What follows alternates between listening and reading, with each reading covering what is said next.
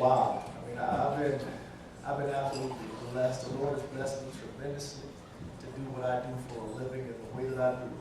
He's blessed me with a lot of things, and I would echo that the best thing that He did for me is allow me to marry this woman right here that came with me tonight, Connie Dawkins. A beautiful wife.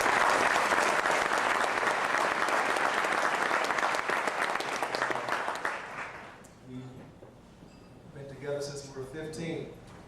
It's a long time that I've loved that woman. So I thank God for her every day.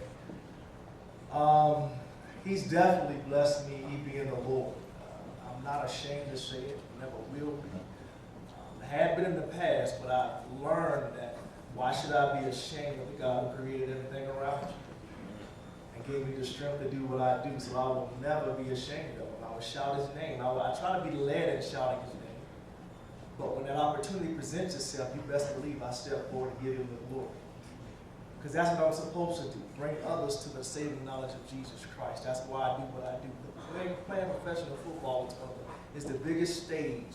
I call it my pulpit on Sunday.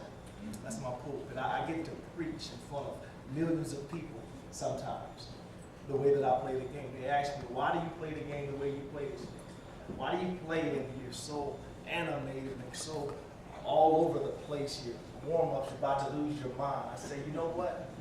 I'm so prayed up for that game. I prayed, I fasted throughout a couple of times during that week. Usually it's Wednesdays and Thursdays is when I fast. I'm fasted, I'm prayed up. So when I touch that field, I believe there's nothing I can't do on that field.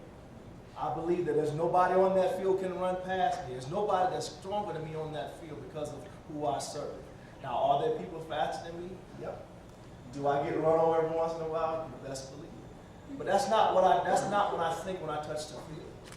When I touch the field, I believe that I can do all things. I can do things outside of what my limitations of my body and some would say my age would present. See, ladies and gentlemen, I am 36 years old. I'm not afraid to say that. Not afraid at all to say. Matter of fact, I would shout that I'm 36 because I'm still doing what I do at the level that I do it because of the God that I serve. So that's a testimony in itself. So when others want to say, hey, don't never say your age. No, I want to tell you my age because I want to let you know why I can do what I do the way that I do it. It's because of the God that I serve. Through Jesus Christ. Because He's given me everything that I had. Yeah, I had to dig it out. I did. I had to work hard, prepare, study, bust my hump in the weight room, running. I always try to be first in laps when I can, even when I was younger. But all of that goes back to who I serve, and I'm not ashamed to say it. Now, FCA, what has FCA done for Brian Dawkins? In 1991, I accepted Jesus Christ into my life as my personal Lord and Savior. Someone on the football field, someone came onto the football field, it was a pastor, and our coach allowed him to come and talk to us. And he asked a question that some of you probably have heard before. If you die today, where would you go and spend eternity? And if you don't know, then that means you're going to spend eternity somewhere you don't want to be. So I raised my hand and said, you know what, I do not know where I'm going to spend eternity, and I would like to accept Jesus Christ in my life. I knew about Him, but I didn't know Him. There's a difference. I knew about Him. My grandmother, my grandmother, she was a saint amongst saints. That woman, Miss Dawkins. I knew she would send me to Bible camps and all of that good stuff. So I knew about Him, but I didn't have a relationship with Him.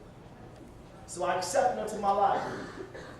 But what He did not explain to me is that all you need is to do it one time and it's done. Story fast forwards. Later on in 1991, I was blessed to go to an FCA camp in North Carolina as a basketball camp. Quick point, I never wanted to really play football, I wanted to play basketball. I couldn't stand football when I was young. But basketball, my left hand, for whatever reason, it wouldn't dribble the ball right. I stopped throwing, and so football was my thing. All right. So I went out there, and in one of the keynote speaker came out and talked. And he put it down. I mean, he put it down. He put it down and talked about how he lived his life before Christ. And he was a big guy too. So I'm like, this guy, he's a tough guy and he's serving Jesus. That's a good thing. So again, he said, if you don't know Jesus Christ as your personal Lord and Savior, you want to come up and accept him, come on down. Guess what I did? I ran on down. I want to accept Jesus Christ as my Lord and Savior because I didn't know that once he's in there, he's in there. Once you accept him and you admit that you need a Savior and he is that Savior that you need, then he's in there. So I had him in there, I just didn't know it. So my life changed. The things that I used to do, I still would do sometimes, but there was a little voice that got louder in me to say, you know what, that's not right what you just did. That word you just said, the word that you just said, that wasn't cool. That word, that began louder, it began to get louder and louder. So because of that, choices, decisions, and consequences reigned true for me.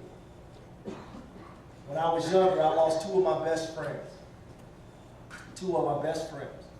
One when I was in the, I want to say 7th grade, and the other when I was a sophomore in college. Two of my best friends. Both of them took gunshot wounds. Both of them from selling drugs. I learned a lesson there because the Lord had done something to me. He put something inside of me. My love for the game of football once I let basketball go.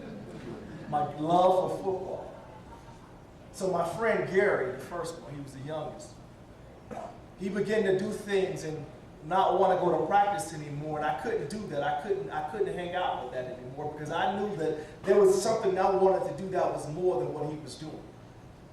I wanted to be something. I wanted to be standing in front of you like I am today because I've been playing in the National Football League. Even at a young age, that was something I wanted to do.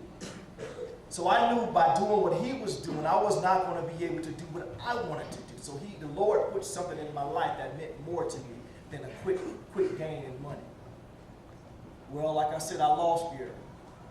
We lost Gary because he decided to continue to do what he was doing, and he lost his life for it. Second was my friend Keith. Met him a little later, 8th, 9th grade. Hung out real tight, real close guy. Had a great time with him. But later on in the 10th grade, I met somebody in the 10th grade. And for some reason, that somebody could not stand my friend Keith. For whatever reason. She could not stand it. I'm not talking about a hate, but it was something about him that she was reading that I could not read. And so I had a decision to make. Was I going to continue to hang out with Keith? Or was I going to hang out with my girlfriend at the time, Connie? And obviously you see the decision that I made.